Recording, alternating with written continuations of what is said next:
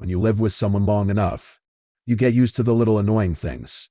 Like the way they leave dirty socks on the couch or their penchant for eating cereal at 10 a.m. But there's something different about my roommate, Luke. It's not that he's strange in the way that most roommates are. No, it's something else entirely. It all began on a lazy Saturday morning. I was sitting on the couch, scrolling through my phone, trying to decide what to do on my day off. My eyes flicked to the kitchen, where Luke was preparing breakfast. He had his usual routine: crack an egg, scramble it, throw in a slice of bread, and make a weird, mashed up sandwich. He always did this in a way that made it seem as though he was performing some culinary masterpiece. But then, something unusual happened. Luke is walking in the kitchen. He muttered, as if someone else were in the room, narrating the scene. He didn't even seem to notice. He's stepping lightly, trying not to make noise on the creaky floorboards. The smell of coffee wafts through the air as he opens the cabinet. I blinked, not sure if I had heard him correctly. I glanced over at him. He was still moving around, completely absorbed in what he was doing. His voice continued, almost casually. The cereal box is knocked over by his elbow as he reaches for the mug. He's beginning to wonder if he should put the cereal back in the pantry or leave it out for later. "Luke," I said, my voice breaking through the strange moments. "Are you talking to yourself?" He stopped mid-motion, glancing at me with wide eyes, as if I had just spoken a foreign language. "What? No, I'm not." "Wait, what do you mean?" He paused and shook his head. I stared at him for a second, trying to process what just happened. Was he narrating himself? Was that a thing he did? He seemed confused, but it wasn't like he had noticed anything off. I decided to brush it off. Maybe he was just in a weird mood, or maybe he was messing with me. I'll have our moments. I turned back to my phone and ignored him. After a few minutes, the narration started again. This time it was about a completely random event. He's sitting down now. The chair is a bit too squeaky, but it's nothing new. Luke's voice drifted through the air again. He's reaching for the remote, and his hand hovers just over the surface of the table. "Watch it, Luke. Don't spill your drink." I didn't know what to do. It was like he was acting out a scene in a movie. But the odd thing was that he had no idea he was doing it. He wasn't narrating for me, or anyone, just himself. That was the first time I noticed it, but it wasn't the last. The following day, I was sitting on the couch, trying to get some work done on my computer. Luke had his headphones on, blasting music as he usually did.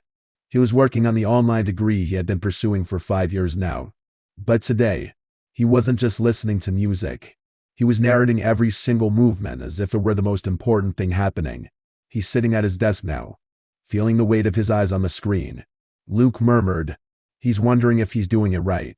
His fingers hover over the keyboard, and the click of each key makes him feel like he's not achieving enough.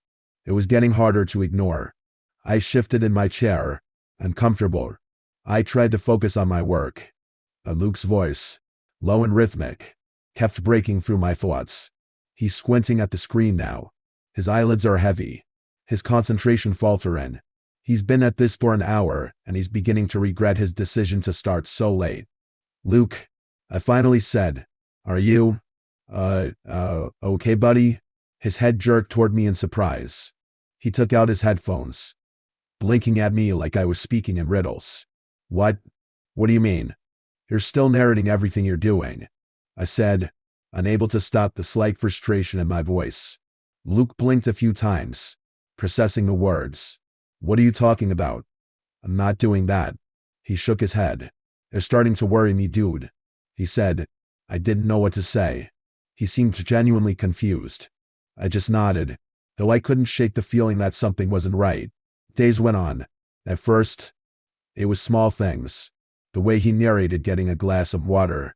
Luke reaches for the cold glass, his fingers brushing the condensation on the outside. He brings it to his lips, feeling the cool liquid slide down his throat, and the random moments where he'd walk around the apartment, his voice narrating everything from the sound of his footsteps on the hardwood floor to the way the air felt when he opened the window. It was starting to get unsettling. Each day, the narrations grew more specific, more detailed. Luke would describe not only what he was doing but how he was feeling.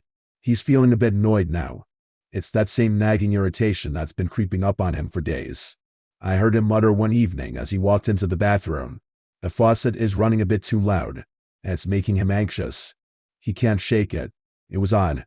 At first, I figured it was just a weird quirk. But soon, it felt more like something was seriously wrong.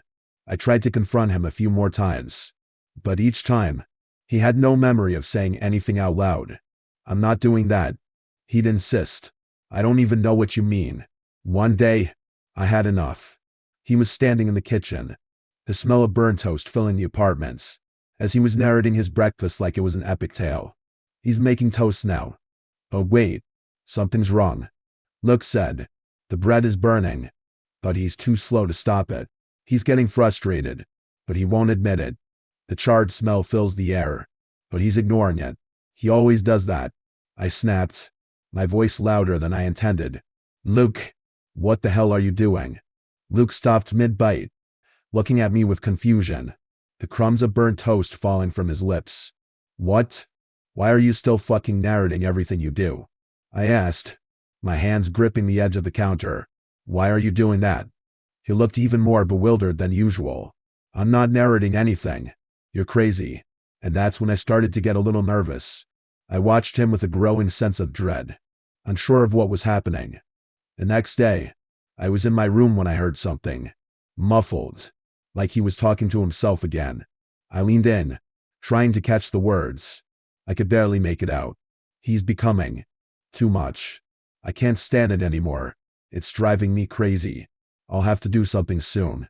The words sent a shiver down my spine. I couldn't tell if he was still narrating his own actions or if something darker was creeping into his thoughts. Things went downhill after that. The narrations became more sinister. Luke would say things when I walked by. Like, look at him. So smug. He doesn't even know what I'm planning. I could hear him whispering to himself at night. His voice slow and unsettling. The time is coming. He won't see it coming. For the next few days, everything seemed oddly and normal. Luke continued narrating every little detail of his life, but the darker tone seemed to fade, replaced by the mundane once again. It was as if everything had returned to a comfortable, albeit strange, routine. The narrations didn't have that ominous edge anymore.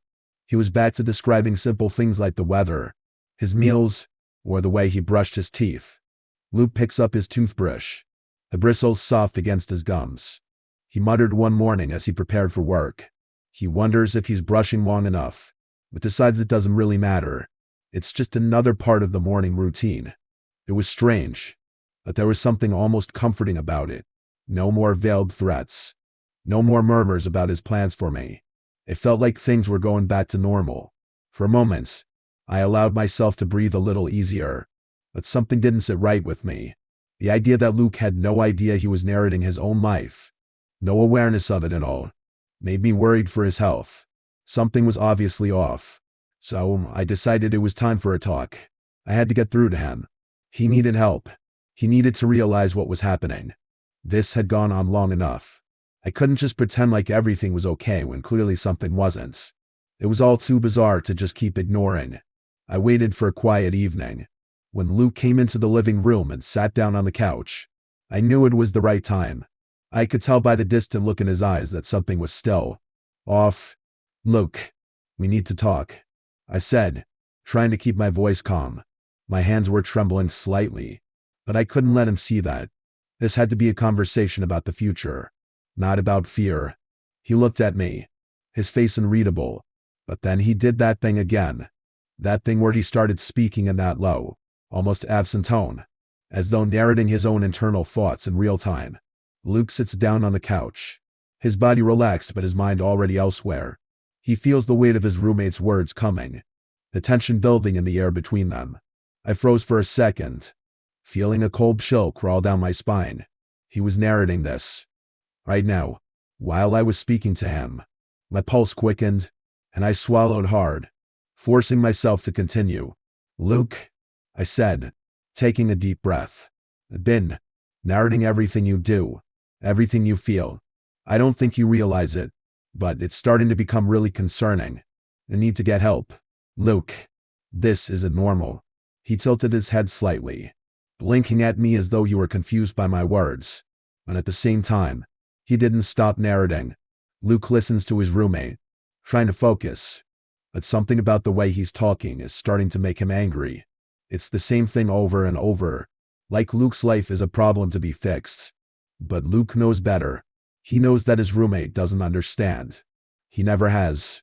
He never will. A cold feeling in my stomach grew. I didn't know how to react to him saying these things in front of me, out loud, as if he were having a conversation with himself. Luke doesn't understand why he's so angry. His roommate is just trying to help. It should be easy, right? Just listen, agree, and everything will be fine. But it's not that simple. It never was. Luke's thoughts race faster now, but he knows he must keep it together. For now, I opened my mouth, but nothing came out at first. You're still narrating everything. Luke, like literally. Right now. I pressed. You've been doing it for weeks now. And it's not just harmless commentary. It's getting. I searched for the right words. It's getting dangerous. It's not healthy. I'm worried about you. Luke is hearing the words, but they're slipping past him. He can't stop thinking about how this conversation feels. Why is his roommate acting like this? Why is he making him feel like this? Doesn't he get it? Luke doesn't need help. Luke doesn't need to change. HES not the problem. I felt my chest tighten. Luke, please. Listen to me. You're not okay. This isn't normal. I'm not trying to attack you. I want you to get help. I want you to be okay. Luke watches his roommate, sees the frustration, the concern etched on his face. It's almost laughable. Doesn't he see? Doesn't he get it? He is the problem. Luke is done with his opinions. It's time to act. Time to fix this once and for all. I could hear the agitation in his voice. His tone had changed. Gone darker. His words were louder now. More insistent. Luke feels his anger bubbling to the surface. He just keeps repeating the same thing over and over. But it's getting under his skin. He can feel it. The irritation. Like a tickle in the back of his throat. But then it grows. It swells. He wants to scream. Luke. I started again. My voice trembling now. This isn't you. I know you're upset. But Luke can't take it anymore. The words are too much. The pestering is too much. Maybe if he makes it stop, it'll be over. If he gets rid of the problem, everything will be okay. I stepped back, my heart pounding in my chest. Luke, stop. I'm begging you to listen to me. But Luke didn't hear me. He was too far gone, lost in the voice inside his head that was narrating, controlling him. Luke's body tenses. He feels his hands shaking, the nervous energy building. The anger is making him feel stronger. He doesn't need anyone's help. He doesn't need anyone. I couldn't breathe. The fear gripped me. It was like I was watching a different version of Luke, one that was shifting in front of me, changing into someone I didn't recognize. He looked like a madman. I took a step back. I knew I needed to get out of there. My mind was racing, and everything seemed to blur together. Luke's roommate is weak. That's what he's been thinking this whole time. Luke stopped narrating suddenly, his eyes snapping up to meet mine. There was no fear, no recognition, just cold, calculated anger. I'm not the one who needs help. You know, he muttered, his voice thick with resentment. I began to back away, my mouth opening to speak. Luke stood up abruptly, cutting me off mid-sentence. I blinked, startled by his sudden movement. There was no warning, just that eerie silence in the room after his last, chilling words. He began to slowly walk backwards into the kitchen, eyes still locked on mine. Luke stands, his body stiff but his mind already elsewhere, consumed with thoughts he can't stop, thoughts that are louder than his roommate's voice. He moved toward the kitchen, feeling the coldness of the floor beneath his bare feet. He wonders if his roommate is still talking, still trying to convince him of something that doesn't matter. I froze, hearing the words echo in my head. Luke wasn't even acknowledging me now, just moving in a trance-like state as his voice narrated his own every move. I was paralyzed. I watched him step into the kitchen, his footsteps barely audible in the silence of the apartment. His actions were precise, measured, like he was following a script only he could hear. Luke opens the fridge, the cold air hitting his face. He grabs a carton of milk. Not because he's thirsty, but because it's an action to fill the void. A distraction. He wonders if the milk will be sour, but shrugs. He'll deal with that later. I could feel my heart hammering in my chest. I couldn't move, couldn't speak. I was paralyzed by the strangeness of what was happening. What was he doing? Luke places the milk back in the fridge. His movements were so ordinary, so mundane. It wasn't just the narration that unnerved me. It was the quiet way he was moving. The deliberate, slow pace. Luke turns his attention to the knife block on the counter. He looks at the knives, fingers brushing lightly over the cool metal. Contemplating. He feels something stir inside him. Something dark. A sense of power, of control. He doesn't feel scared anymore. He doesn't feel lost. He feels focused, determined. I could hear the distinct sound of metal scraping against wood as Luke slowly slid the largest knife from the block. My blood ran cold. Luke grips the knife tightly, the cool handle pressing against his palm. The weight of it is comforting. He looks at the blade, not with fear, but with a sense of purpose. My legs felt frozen in place, but my eyes were looking toward the door. I wanted to leave. A fear had me planted there, panic rising in my throat. Luke, I called, my voice shaken. W, what are you doing? But Luke didn't respond. Instead, he continued with his narration. Like I wasn't even there. Luke walks back into the living room, holding the knife in his hand. His thoughts swirl around him, chaotic and sharp, like the blade in his grasp. He wonders if his roommate knows what's coming, if he's figured it out yet, but he's not sure it matters. It's too late now. His words made it worse, made everything feel so deliberate, like he was living out some twisted script. His voice was so cold, detached.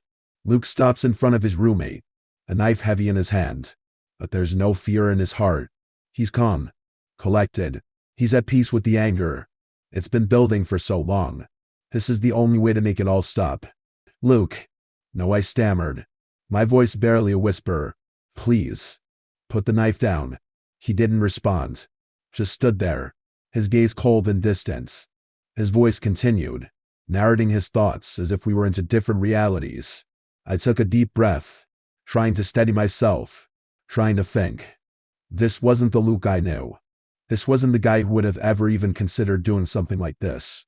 Something had changed. Something inside him was breaking apart, unraveling in front of me. I couldn't just stand there. I couldn't let him do whatever he was planning. The air between us felt thick, heavy with tension. My mind raced, looking for a way out, a way to make sense of this. I couldn't think straight. I needed to get the knife away from him. Somehow, I took a cautious step forward. Luke, you don't need to do this. I pleaded, my voice hoarse. Just talk to me. Let's work this out. We can figure this out. Luke isn't listening. He feels something snap inside him. He's done with words. Done with this. It's time to end it. To silence him once and for all. Luke lunged forward before I could move. I tried grabbing his wrist, trying to pull the knife from his hand. His grip was strong, unyielding. There was something dark in his eyes, something that didn't belong. The world around me seemed to blur into a tunnel as my heart hammered in my chest, adrenaline flooding my system. I kept pulling, my breath shallow and frantic. And then, in one sudden motion, I snapped out of it, every instinct screaming at me to run. I broke free from the struggle and bolted for the door. Luke watches as his roommate turns and runs, a sense of satisfaction creeping up his spine. His steps are slow but deliberate, knowing that it's too late to escape. I could hear Luke behind me, his footsteps barely audible at first. But they were there, following me, echoing in the quiet apartments. I didn't dare look back, just kept pushing forward, my hands frantically grabbing for the door handle. The cool metal of the knob was slick with sweat as I wrenched the door open, stumbling out into the hallway. Snap! The pain hit me hard, sharp and searing, as if someone had shoved a hot iron into my back. My breath left me in a violent gasp. I didn't stop. I couldn't stop. I was halfway down the stairs when I heard Luke's voice, quiet and detached, like he wasn't even speaking to me anymore. Luke doesn't need to chase anymore. He's already won. The words echoed in my ears, fueling my panic. I could hear him behind me. I could feel him gaining on me. The cold wind whipped against my skin.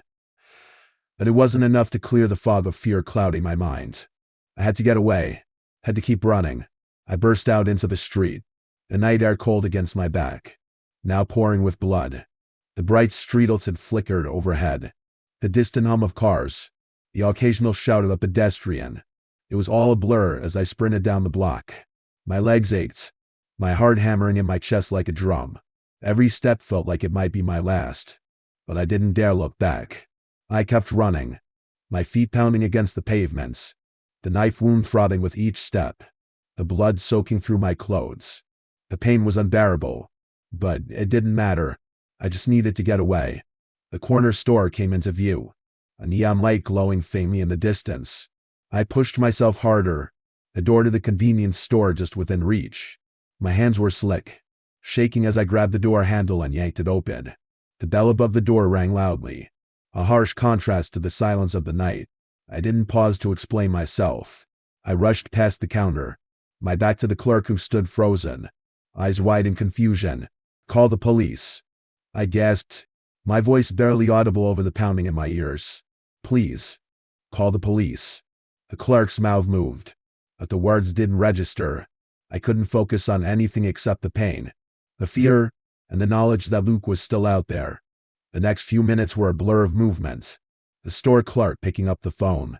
The sirens in the distance growing louder. I collapsed to the ground, coming in and out of consciousness. The blood oozed through my clothes, getting on everything around me. The world slipped away as I heard the faint sound of police cars approaching. When the police went back to the apartments, Luke was gone. The doctors say I will make a mostly full recovery, but I'm not sure I'll ever really be the same. This morning, I woke up to the steady beep of a heart monitor and the antiseptic sting of a hospital room. My back aches like hell. For a moment, everything was a blur, but then it all came rushing back. Luke. I tried to sit up, but pain lances through my back, forcing me back down. A nurse notices and rushes over, placing a hand on my shoulder. "Easy now," she said with a soft smile. "You've been through a lot." My throat was dry. "Luke," I croak out. "Did they find Luke yet?" The nurse's smile falters just a bit, but she covers it quickly. "You should rest. I'm sure the police will come by later to talk." She adjusts my IV, humming softly under her breath, and just as she's about to leave, she pauses at the door. "I know, you've been doing this funny thing," she says, her voice light, casual. "You've been sitting up in bed and talking, having whole conversations. But when we come in, you stop." My skin prickles. "What do I say?" I whisper. She shrugs. "Hard to tell. Mostly just one side of a conversation. It's almost like you're narrating a movie or something." A cold weight settles in my stomach. I don't remember doing that. Before I can respond, she gives me one last polite smile and walks out, leaving me alone with the rhythmic beep of the monitor and a million questions.